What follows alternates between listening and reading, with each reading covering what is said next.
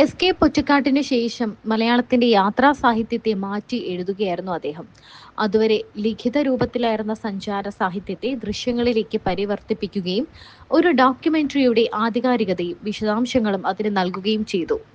151 രാജ്യങ്ങൾ സന്ദർശിച്ചു കഴിഞ്ഞ സന്തോഷ് ജോർജ് കുളങ്ങര 10 ജന്മത്തിൽ ചെയ്യാനുള്ള കാര്യങ്ങൾ ചെയ്തു കഴിഞ്ഞെന്നും സന്തോഷ് ജോർജ് പറയുന്നു. അതുമായി ബന്ധപ്പെട്ടായിരുന്നു പല കാര്യങ്ങളും അദ്ദേഹം പറഞ്ഞത്. മലയാള ടെലിവിഷൻ പ്രേക്ഷകരുടെ പ്രിയപ്പെട്ട പരിപാടികളിൽ ഒന്നാണ് സഞ്ചാരം. ലോകരാജ്യങ്ങളെ മലയാളികൾക്ക് പരിചയപ്പെടുത്തിയ പ്രോഗ്രാമിന്റെ അമരക്കാരൻ സന്തോഷ് ജോർജ് കുളങ്ങരയാണ്. കേരളത്തിലെ ടെലിവിഷൻ ചാനലുകൾക്കും മലയാളികൾക്ക് മൊത്തത്തിലും യാത്ര ചെയ്യാൻ പ്രചോദനമായ സഞ്ചാരത്തിന്റെ ആരംഭത്തിന് ഒരു മമ്മൂട്ടി കണക്ഷൻ ഉണ്ടെന്ന് സന്തോഷ് ജോർജ് കുളങ്ങര പറഞ്ഞിരുന്നു.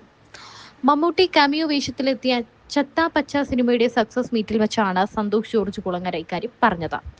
ചത്ത പച്ചയുടെ നിർമ്മാതാവായ ഷിഹാൻ ഷൗക്കത്തിന്റെയും നടനായ ഇഷാൻ ഷൗക്കത്തിന്റെ പിതാവായ ഷൗക്കത്തിനെ കുറിച്ചെല്ലാം അന്ന് സന്തോഷ് ജോർജ് കുളങ്ങര പറഞ്ഞു. സഞ്ചാരം ആരംഭിക്കുന്നതിന് പ്രകടമല്ലാത്ത കാരണക്കാരനായ ഒരു വലിയ മനുഷ്യൻ എൻ്റെ മുന്നിലുണ്ട്.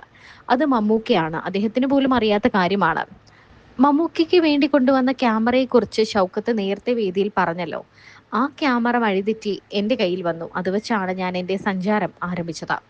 വർഷങ്ങൾക്ക് മുൻപ് സഞ്ചാരത്തിന്റെ തുടക്ക നാളുകളിലാണ് ലെൻസ്മാനിലാണ് അന്ന് എഡിറ്റ് നടക്കുന്നത്. സീരിയലുകളുടെ എഡിറ്റിനിടയിൽ സമയം കിട്ടുമ്പോഴാണ് സഞ്ചാരം പോലെ ദുർബലമായ പരിപാടിക്ക് അവസരം കിട്ടുക.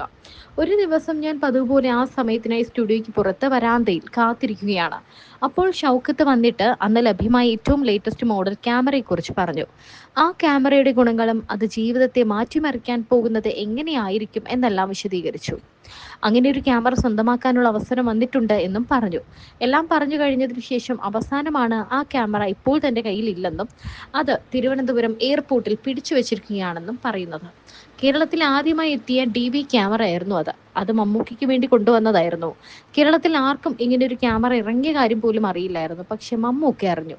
ഈ ക്യാമറ കൊണ്ടുവരാൻ ഷൗക്കത്തിനോട് പറഞ്ഞു. ആ ആവശ്യപ്രകാരം കൊണ്ടുവരുന്ന ക്യാമറയാണ് എയർപോർട്ടിൽ കുടുങ്ങിയത്. എയർപോർട്ടിൽ ക്യാമറ ഇറക്കണമെങ്കിൽ ഇത്ര പൈസ വേണം. അത് എടുക്കാനുണ്ടെങ്കിൽ നമുക്ക് ക്യാമറ ഇപ്പോൾ കൊണ്ടുവരാം. ഞാനും ഷൗക്കും കൂടി തിരുവനന്തപുരത്ത് പോയി ഒരു ദിവസം അധ്വാനിച്ച് ക്യാമറ പുറത്തിറക്കി. പിന്നീട് ആ ക്യാമറ മമ്മൂക്കയിലേക്ക് പോയില്ല. അത് എൻ്റേതായി മാറി. ആ ക്യാമറ കയ്യിൽ കിട്ടി 1 മാസം കഴിഞ്ഞപ്പോൾ ഞാൻ നേപ്പാളിലേക്ക് പോയി. അക്കാലത്ത് വലിയ ക്യാമറ യൂണിറ്റിനൊപ്പം 6-7 പേരെയും കൂട്ടി സഞ്ചാരം പോലെ ഒരു പരിപാടി ഷൂട്ട് ചെയ്യാനായി പോകാനാകില്ല. DV ക്യാമറ പക്ഷേ വളരെ കോമ്പാക്റ്റ് ആണ്. തനിക്ക് എല്ലാ കാര്യങ്ങളും തനിയെ ചെയ്യാനാകും. അങ്ങനെയാണ് സഞ്ചാരം എന്ന നമ്മളെല്ലാവരും മനസ്സും കണ്ണും എല്ലാം നിറഞ്ഞു കണ്ട പരിപാടി യാഥാർത്ഥ്യമാകുന്നത്.